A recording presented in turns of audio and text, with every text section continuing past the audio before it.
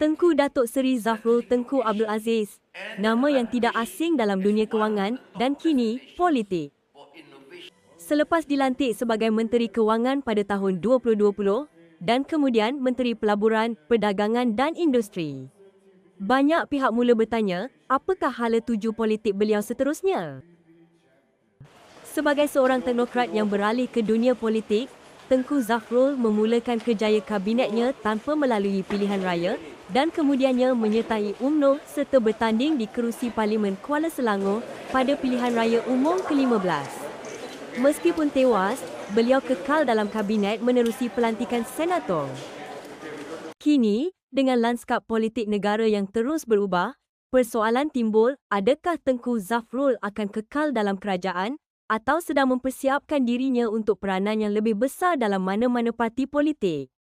Spekulasi turut berlega mengenai kemungkinan beliau bertanding semula dalam pilihan raya akan datang, sama ada di Kuala Selangor atau kawasan lain yang lebih strategik. Namun begitu, kedudukan beliau dalam kabinet juga bergantung kepada sokongan politik Perdana Menteri dan keseimbangan kuasa dalam kerajaan perpaduan hari ini.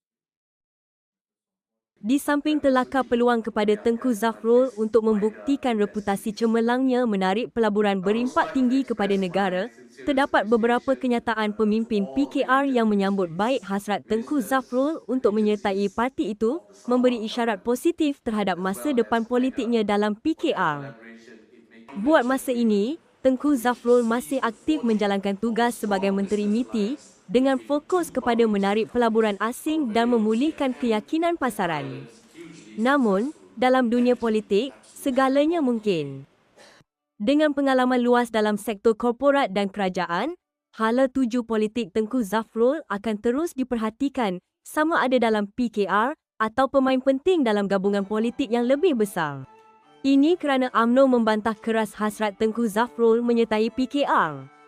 Bukan kerana kedudukannya sebagai ahli MKT dan Ketua UMNO Kota Raja, tetapi jawatan Menteri Pelaburan, Perdagangan dan Industri yang disandangnya dianggap masih milik UMNO dan perlu dipulangkan.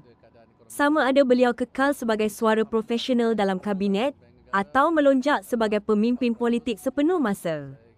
Hala tuju beliau akan bergantung kepada dinamika politik semasa dan kepercayaan rakyat.